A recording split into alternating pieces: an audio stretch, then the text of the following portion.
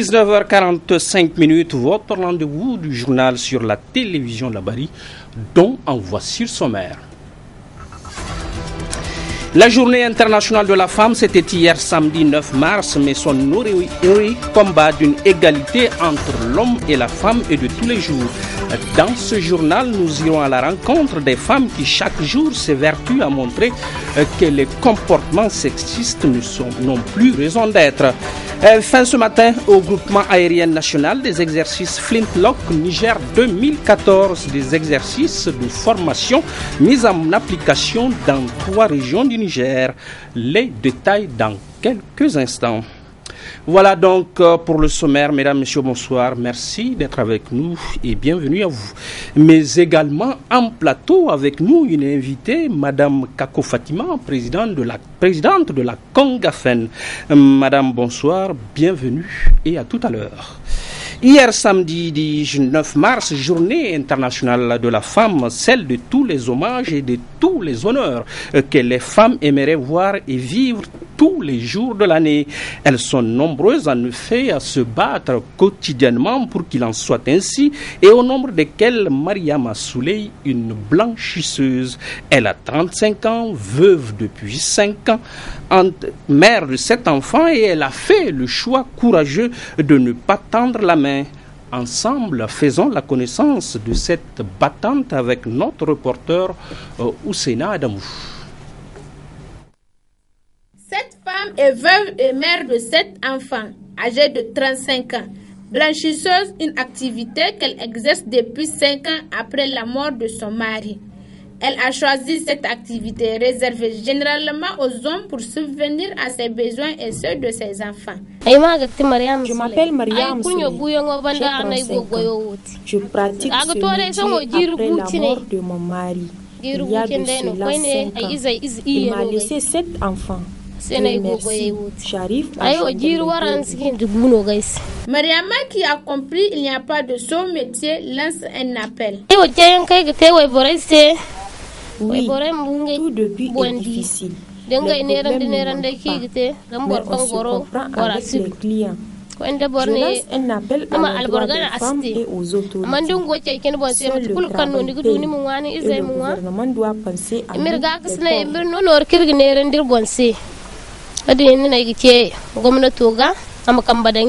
Il n'y a pas que les hommes qui exercent comme activité la lessive. Les femmes aussi l'exercent. Mais celles qui ont compris que la vie est un combat, tendre la main toujours n'est pas une solution. Un autre exemple de femme battante pour balayer de nos mémoires l'image de la femme citadine oisive et d'une indolence maladive. Mariama Hassan, une électricienne qui force également l'admiration. Nous la verrons à l'œuvre pour nous convaincre que la femme peut, pour peu qu'elle le souhaite. Suivons le reportage.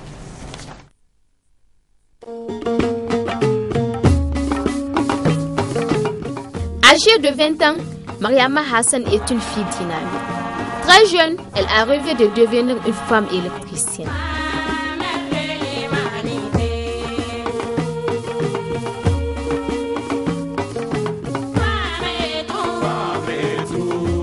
Après 3 années d'études d'électricité, Mariama Hassan prend son destin à main.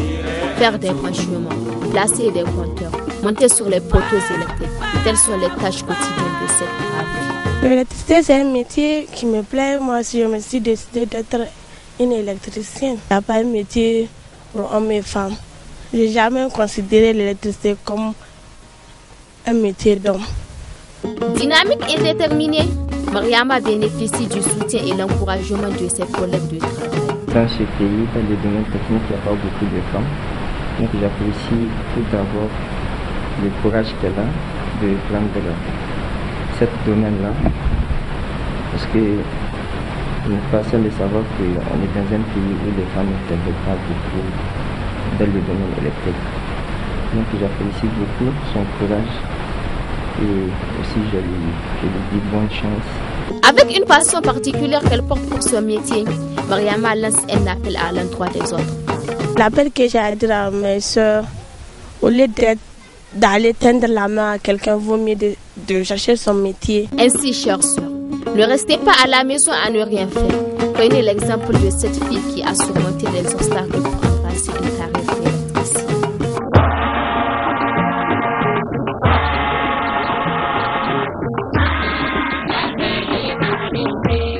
Un exemple à suivre en effet, Memouna Daouda. La femme qui se bat, qui ose et réussit, on en trouve de plus en plus, à l'instar de Jocelyne Amoussou de Niger 24. Un témoignage lui a été décerné à l'occasion de la Journée internationale de la femme.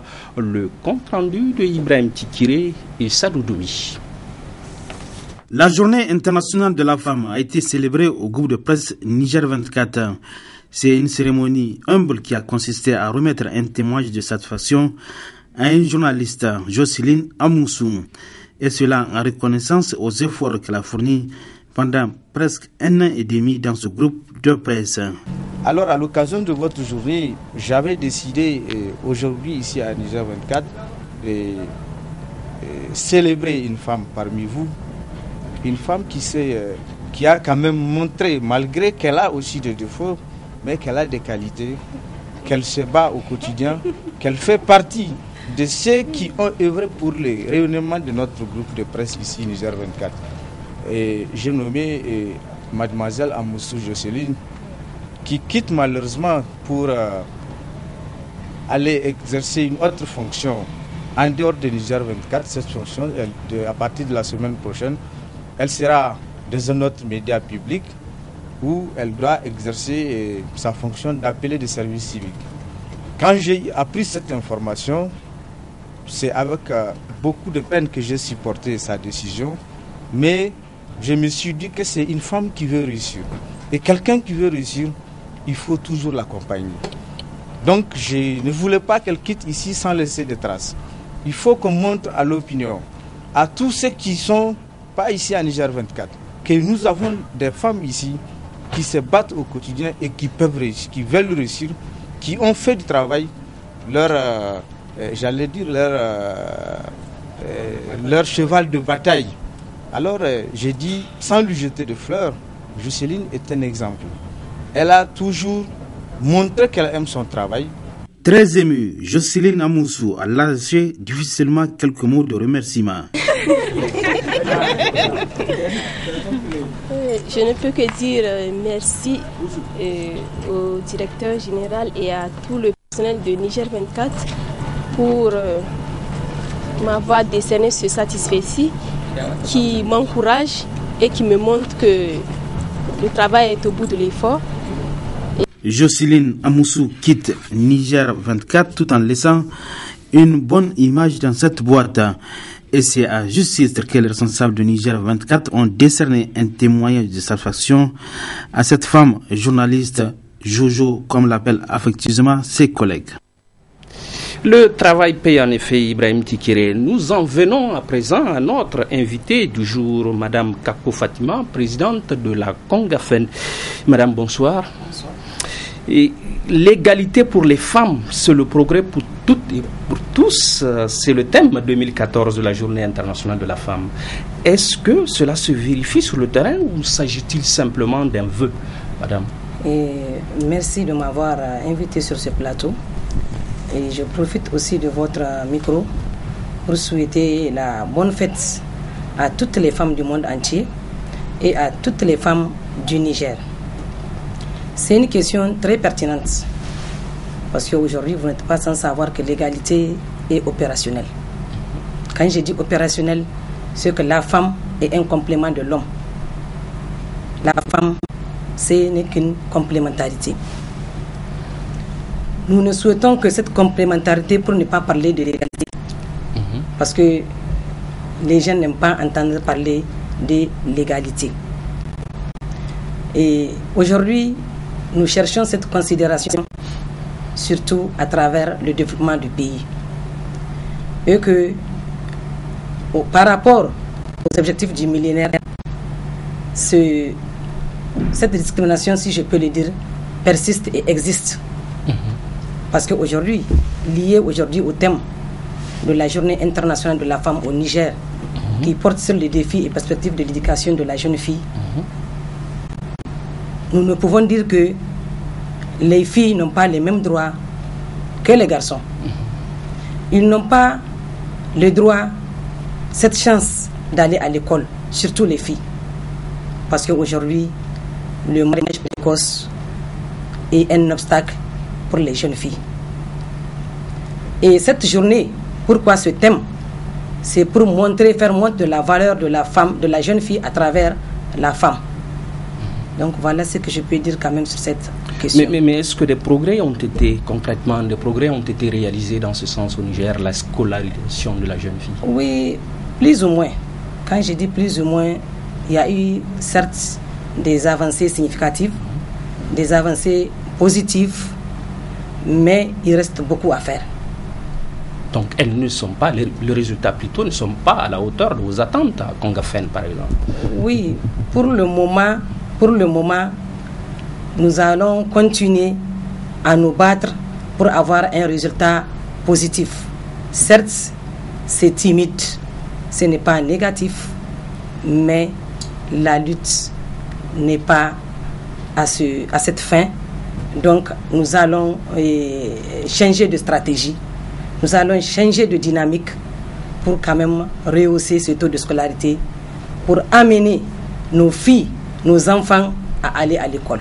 Le soutien des autorités vous est-il acquis? Oui, l'autorité a fait de son mieux parce que vous n'êtes pas sans savoir, ça fait pas longtemps. Et on a amené la loi sur la scolarisation au niveau de l'Assemblée, qui a fait quand même un boom au niveau de cette Assemblée, bien que la représentation des femmes est à un pourcentage qui n'est pas élevé et que cette loi a été rejetée par l'Assemblée nationale de notre pays. Et la représentation des femmes au sein du gouvernement, au sein de l'Assemblée nationale, à l'hémicycle, tout cela vous satisfait pour l'instant? Bon, ça ne nous satisfait pas parce qu'aujourd'hui, sur 113 députés, nous en avons 16. Avant c'était 14, maintenant les femmes sont à 16. Dieu merci, à 16, donc ça fait à peu près 17%. Mais il reste encore à faire. Oui, mais depuis que ce combat est engagé à travers la journée internationale de la femme, qu'est-ce qui a été fait et que vous reteniez, madame? Bon, moi ce que je retiens, c'est un avis personnel. Ce qui a été fait, quand même, les femmes sont déterminées, les femmes sont engagées, il y a un éveil de conscience des femmes et que nous ne pouvons que parler de cette lenteur dans les textes. Si je dis lenteur dans les textes, la CEDEF qui a émis des réserves, la loi sur le quota qui n'est pas respectée en ce sens. Nous avons la nouvelle loi sur la scolarisation de la jeune fille aussi, pour ne citer que ça. Donc, je vous dis, les avancées ne sont pas du tout positives. Mais que comptez-vous faire pour qu'elles soient, les avancées? Qu'elles soient positives, comme on dit? Maintenant, la nouvelle dynamique engagée par les femmes, parce que vous avez vu maintenant, c'est que les femmes, c'est pas comme avant, tant au niveau urbain que rural. Les femmes se mobilisent pour un seul combat. Et le combat, c'est quoi? C'est arracher les droits et les acquis des femmes. Et surtout, peut-être rappeler nos autorités à mettre en place et à plutôt procéder à la ratification de nos textes, à la mise en application de ces textes-là, pour pouvoir quand même donner cette signification des questions des droits des femmes pour les femmes nigériennes. Madame la Présidente, le combat de l'égalité, de la complémentarité, comme vous dites, d'aucuns pensent que c'est un combat de femmes citadines et qu'en milieu rural, ce combat n'est pas à l'ordre du jour. Vous le confirmez ou vous l'infirmez? Et je l'infirme parce qu'aujourd'hui, tout ce que nous faisons pour le combat des femmes, à tous les niveaux, nous associons les femmes rurales.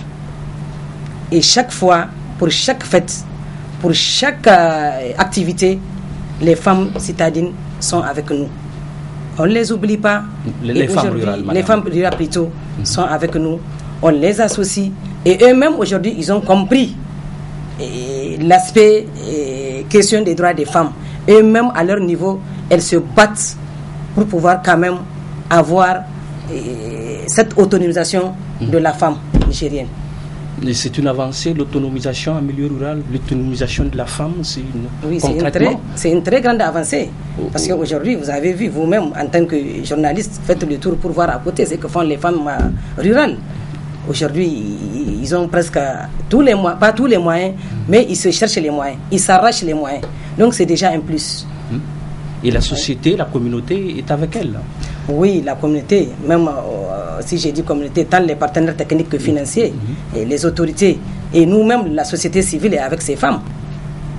Madame la Présidente, pour finir, l'avenir, vous l'envisagez comment? L'avenir, nous l'envisageons surtout à travers une nouvelle stratégie de combat, une nouvelle stratégie de lutte et surtout un engagement ferme de toutes les femmes pour que nous nous mobilisons et que nous souhaitons aussi avoir ce que nous cherchons, nous les femmes nigériennes. Et Inch'Allah, la lutte continue, on ne va pas baisser les bras. Et je parle haut à travers vraiment votre micro. Merci de m'avoir invité et de m'avoir donné cette parole. Et j'interpelle toutes les femmes d'être mobilisées, soudées pour un seul combat. Pour un seul combat, mobilisé pour un seul combat, c'est votre mot de la fin, Madame la Présidente. Bon courage et bonne chance à vous. Et restez avec nous, si vous le voulez bien, pour la suite de ce journal. Direction Maradi à présent, où s'est tenue hier une session extraordinaire du Conseil de ville Maradi, où les chantiers attendent les conseillers, au dire du maire central que nous écoutons. La présente session s'ouvre alors que nous venions de réceptionner le CSI Bourja, de rendre opérationnel le CSI Zaria, dans le même temps les travaux de doucement Zaria et de rechargement de la rue Mena Université et Tarna viennent de démarrer, ainsi que le pavage de 2 km de rue traversant les quartiers Bouzdanzambadi, Nouveau Carré et Soura Beldi, etc. Tous ces vastes chantiers participent de la ferme volonté du Conseil de ville d'améliorer le cadre de vie de nos populations. Chers invités, l'année 2014 sera, Inch'Allah, pour le Conseil des villes une année charnière, car elle verra la réalisation des grands travaux qui correspondent aux aspirations de nos populations, notamment le parachèvement du marché central, le redémarrage de la construction du centre d'affaires, ainsi que l'extension des réseaux d'eau et d'électricité dans les quartiers les plus reculés. Chers conseillers, je ne terminerai pas mon propos sans vous réitérer ma confiance, toute ma confiance et mon engagement sans faille à continuer avec la même énergie à être le maire de toute la population, car seul compte l'intérêt général. Et je prie Allah pour que cela soit un principe directeur de ma vie politique, de ma vie tout court, tout en rassurant la population de Maradi que la sérénité, par la grâce d'Allah, est totalement revenue, que la page des derniers développements de la situation politique locale est définitivement tournée. Je voudrais saisir cette occasion solennelle pour exprimer ma profonde gratitude à l'ensemble des conseillers ici présents et à la population pour ses prières et son soutien toujours renouvelé. Mes remerciements de façon particulière à tous les conseillers qui sont ici présents, qui ont toujours compris les vrais enjeux au nom de l'intérêt des populations. À ceux qui préfèrent se spécialiser dans la délation, la médisance, le chantage et le harcèlement, nous leur disons simplement que le pouvoir, la grandeur et la finalité sont à Allah. Retour à Niamey où plusieurs communes ont organisé en ce dimanche des opérations de salubrité. Une de nos équipes est allée voir au quartier Antala dans le premier arrondissement communal de Niamey et nous rapporte ceci. C'est une initiative qui émane des femmes de ce quartier. La mobilisation est impressionnante car il s'agit pour elles de célébrer ainsi à leur manière la journée internationale de la femme sur le plan local en cette journée dominicale. Une opération de salubrité à laquelle a participé le maire du 1er arrondissement qui s'est fait proche de la population de cette partie de son entité administrative qui visiblement est bien motivé et déterminé à apporter sa contribution dans la lutte effrénée engagée contre l'insalubrité dans la ville de Niamey. C'est dans le cadre des activités commémorables internationale de la femme que nous, regroupement des femmes du quartier Intala, nous avons décidé de mener cette action de salubrité. Car vous savez bien que la salubrité est dans le domaine de la santé. Donc quand on a un environnement sain et propre, donc là on peut éviter toutes sortes de maladies. Donc j'ai un appel à lancer envers nos autres sœurs, c'est de continuer cette action de salubrité pour que le quartier soit bien propre et sain. Nous aussi, les jeunes du 1er arrondissement, nous avons créé un groupement dénommé Groupement Yala. Donc nous allons faire tout notre possible pour que cette tâche-là soit un exemple pour le futur à venir et pour que cet phénomène que la salubrité soit banni à tout jamais si possible. Donc nous allons faire tout notre possible pour que cet exemple-là, les gens du Niger prennent conscience de ce phénomène qui fait des carnages. Outre cette opération de salubrité, ce déplacement du maire du 1er arrondissement lui a permis de toucher du doigt les difficultés auxquelles fait face quotidiennement la population de ce quartier.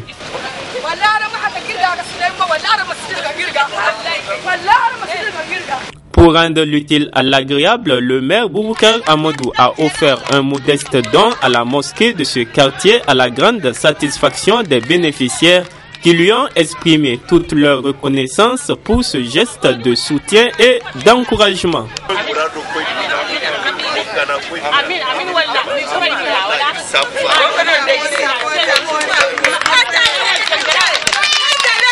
Des femmes encore à l'œuvre, c'est notre deuxième titre du jour. La fin ce matin au groupement aérien national des exercices Flintlock Niger 2014, des exercices de formation mis en application dans 3 régions du Niger, nous rapportent Youssouf Omar et Ibrahim Abdou.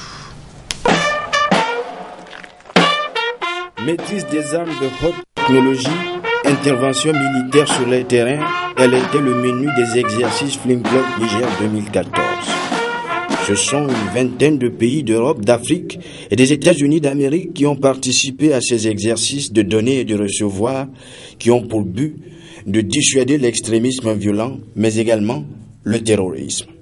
En somme, les objectifs fixés à Flintlock 2014 sont atteints. On peut sans risque de se tromper affirmer que les fruits ont tenu la promesse des fleurs. En d'autres termes, que les objectifs fixés sont atteints. Et donc, je voudrais saisir cette occasion pour exprimer mes remerciements à l'ensemble des membres du comité d'état-major opérationnel conjoint, ainsi qu'aux membres des centres opérationnels des régions pour les efforts considérables déployés pour l'animation de l'exercice et le briefing quotidien qu'ils ont produit tout le long de l'exercice. L'incident malheureux survenu à Iferouane, à l'occasion de l'ouverture du festival de l'Aïr, peut nous permettre d'attester que nos militaires ont mis à profit tout ce qu'ils ont appris au cours des préparatifs de l'exercice pour intervenir sur le terrain et sauver des victimes de l'incident. Tawa, Agadez, Difa sont les régions cibles dans lesquelles les différentes armées ont intervenu. Mis à part l'exercice, les populations de ces régions ont bénéficié de soins médicaux de tout genre. Pour le ministre de la Défense du Niger, les exercices ont été d'un apport bénéfique pour les forces armées. Ils auront donc un terrain où ils vont mettre en pratique tout ce qu'ils ont eu à apprendre théoriquement dans les écoles, et ça leur permet donc de capitaliser des expériences des uns comme des autres. Nous allons apprendre de nos hôtes et ils vont apprendre de nous, particulièrement le comportement sur ce genre de terrain-là. Ainsi donc s'achèvent les exercices Flintlock Niger 2014. Le Tchad accueillera l'édition 2015. Nous sommes dimanche et c'est un dimanche de sport avec la poursuite au centre technique de la FENIFOOT des éliminatoires de 2e division du district commune numéro 1. Et 4 équipes au départ pour une finale prévue le 19 mars prochain. Précision avec le secrétaire général du district. Comme vous le savez, avant au niveau de Niamey, c'était la Ligue qui organisait tout. Donc tout était concentré au sein de la Ligue. Ce qui est statutairement donc anormal. Donc il faut donc mettre en veille donc les districts. Donc ce qui découle à même est la responsabilité de l'organisation donc des matchs au niveau des communes. Donc c'est dans cette perspective dans cette optique que ces matchs sont organisés. Donc on a pris attache avec donc les services concernés de la commune. Donc on a d'abord mis en place un district provisoire comme c'est la première fois. Donc pour tenir la première édition. Donc ensuite on va mettre un district définitif. Et compte tenu du calendrier très serré, donc c'est phase aller. Donc la commune 1, donc le district 1, c'est 4 équipes. Donc on a AS Volcan, Thiebon, Corombe et Thiebon. Donc voilà, donc c'est en aller. Donc les 2 premiers vont rejoindre donc maintenant les équipes des autres districts, les 4 autres districts, ce qui va nous faire donc 10 équipes. Donc c'est dans ce temps-là que maintenant la Ligue va organiser les éliminatoires. Nos reporters rentrent à l'instant pour nous parler de la première édition du Salon de l'agriculture, de l'hydraulique et de l'élevage qui a pris fin cet après-midi même sur une note globale de satisfaction. Al-Mokhtar Youssouf, secrétaire général du RECA, que je vous propose d'écouter. Ont été dépassés. Nous pensons que le bilan du salon a été globalement positif parce que nous avons enregistré un taux d'affluence qui est un indicateur important de plus de 4 000 à 5 000 visiteurs par jour. Nous avons enregistré entre 75 et 90% des produits écoulés selon les régions. Nous avons également obtenu beaucoup de contractualisation entre les différents acteurs des différentes chaînes de valeur, c'est-à-dire entre les producteurs, les équipementiers, les transformateurs, les commerçants. Et nous avons également obtenu une affluence au niveau de conférences, de sites thématiques qui ont vraiment marqué l'attention du public. Je vous assure que les salles étaient archi-combles. Nous-mêmes, nous n'avons plus de place pour nous asseoir. Donc, on peut dire que vraiment, pour un coup d'essai, toute modestie, ça a été, je ne dirais pas un coup que les gens qualifieraient, mais c'est un coup qui est bien. Revenons à notre invité pour cette question qui me taraude l'esprit, Madame la Présidente. Pourquoi au Niger la journée internationale de la femme n'est pas célébrée avec beaucoup d'entrain comme dans d'autres pays? Merci beaucoup, c'est une question qui me tient beaucoup à cœur. Et j'ai fait ce constat. Au Niger, la journée internationale n'est pas très bien célébrée comme dans d'autres pays. On n'accorde pas une grande importance à cette journée. Et que cette journée ne s'arrête qu'à faire des conférences comme activité. Donc, raison pour laquelle j'ai dit, nous voulons qu'il y ait un changement. Parce que la journée nationale de la femme au Niger est née de cette journée internationale. Et pourquoi pas même emboîter les pas comme dans d'autres pays, chômer cette journée pour les femmes, tant la journée internationale que la journée nationale. Et pourquoi pas, je parle sous le contrôle de toutes les femmes du Niger, la ministre de la promotion de la femme et de la population de la femme se mettre au devant des choses pour quand même sortir, soit, je ne sais pas, un mémo qu'on puisse apporter et présenter aux autorités, excusez-moi, peut-être nos problèmes seront résolus. Parce que vraiment, il reste beaucoup à faire, comme je l'ai dit. Ces journées-là, on les fait, mais ça n'apporte rien. Voilà ce que j'aimerais juste ajouter. Espérons que ces femmes vous ont entendu. Madame, merci. Merci pour cet éclairage et pour cette brillante analyse. C'est ainsi que va ce monde et c'est ainsi que prend fin ce journal. Merci à vous tous. Mais ne partez pas, restez avec nous. Le programme se poursuit sur votre télévision Labari. Au revoir.